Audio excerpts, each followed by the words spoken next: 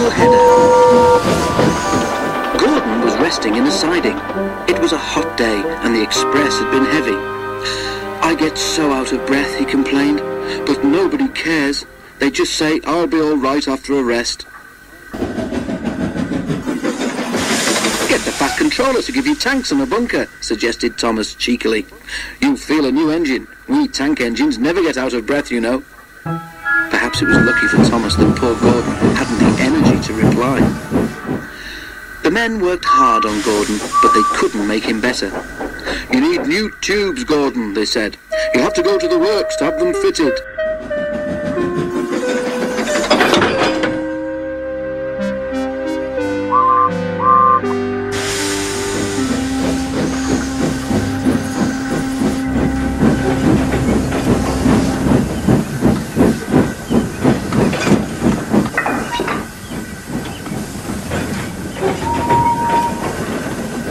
While Gordon was being mended, Henry pulled the express.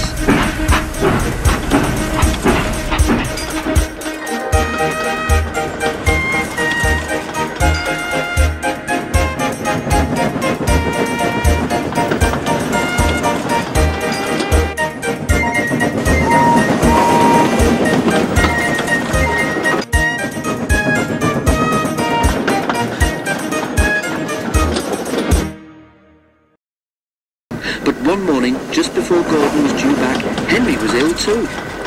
"We've no spare engine except Thomas," the inspector told the Fat Controller, "but he can't pull the train on his own." "Could Percy help?" asked the Fat Controller. The inspector shook his head. "The two of them with Duck might manage," he suggested. "It's only as far as the works. They're sure to have a spare engine there."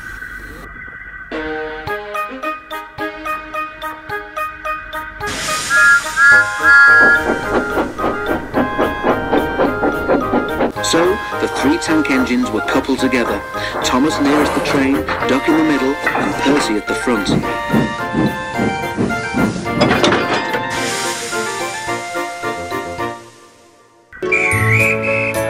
Then, slowly, they started. Come on, fussed Percy importantly. We're doing it, puffed Duck. Pull harder, rumbled Thomas to the others. The heavy train drew out of the platform. The engines couldn't go as fast as Gordon, but the passengers didn't mind. They knew that Percy, Thomas and Duck were doing their best.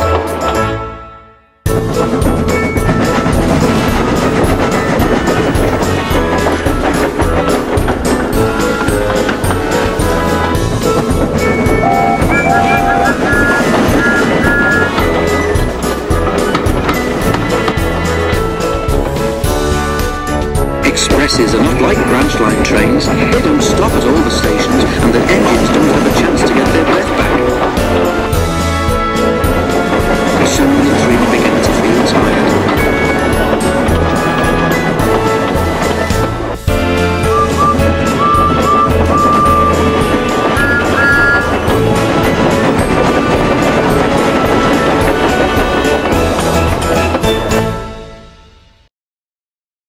They struggled valiantly up Gordon's hill, but the strain was beginning to tell.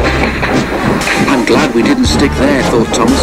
"Gordon would never have let us hear the last of it." But the hill proved too much for Percy.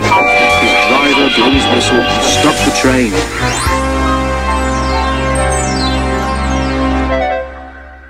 "We can't take you off, Percy," said Thomas's driver. "Do the best you can to keep your brakes off. It's not far now."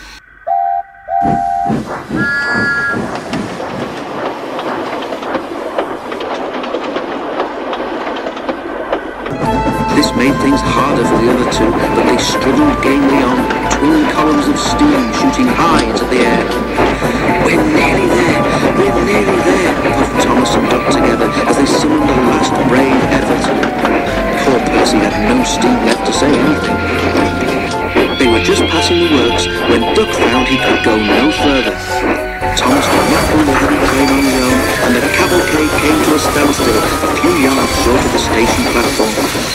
And there, standing watching from the works siding, stood Gordon. The Fat Controller, who'd been on the train, told the three engines he was proud of them. "You did very well to get so far," he said, "and now you deserve a rest." Duck Percy and Thomas were uncoupled and a new engine took their place.